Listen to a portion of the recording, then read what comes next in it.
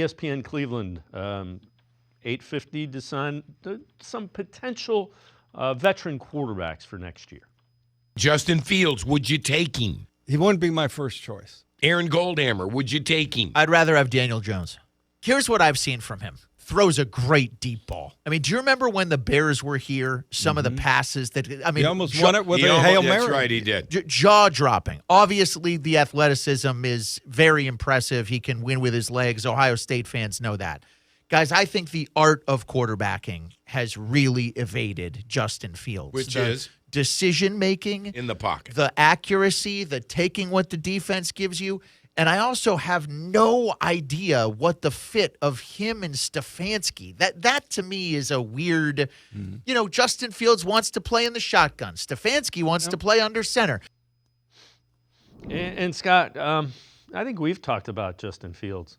I'm intrigued by him. I think he has some potential, but I kind of agree. I think the fit isn't there. I'm really intrigued. The more I think about Daniel Jones, the more I'm intrigued by him. I know he had Saquon Barkley. Didn't have a great line, and I think they were asking him to do some things that aren't his strengths. I think Kevin Stefanski, what he is asking from a quarterback, Daniel Jones might be able to give him. Yeah, it's interesting. I was really high on Fields last offseason, a year ago. I've soured on him some. I know he won some games in Pittsburgh, but they benched him for Russell Wilson. It didn't feel like I agree with Hammer. It didn't feel like he had a great grasp of the offense. I don't know if he reads the whole field. The run game would have to be part of it from a quarterback's perspective. You can't just ask him to drop back and throw it 40 times a game. So I haven't ruled him out, but I don't think you go all in on the Stefanski offense that we talked about and then bring in Justin Fields. You'd have to adapt. There'd have to be a compromise or a fit there. And then Daniel Jones is interesting.